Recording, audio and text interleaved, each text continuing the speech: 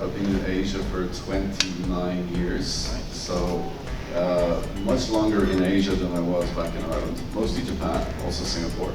I've always worked in HR and recruitment. I've been at Google for about 8 years or so.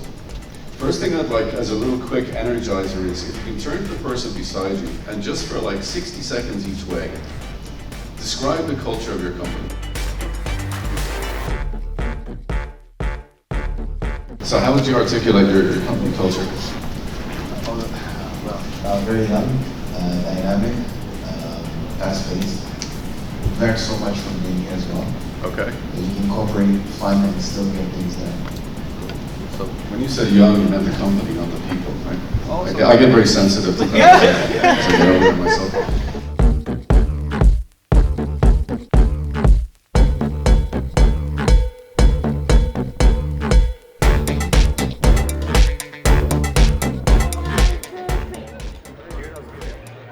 Watch me how I do it.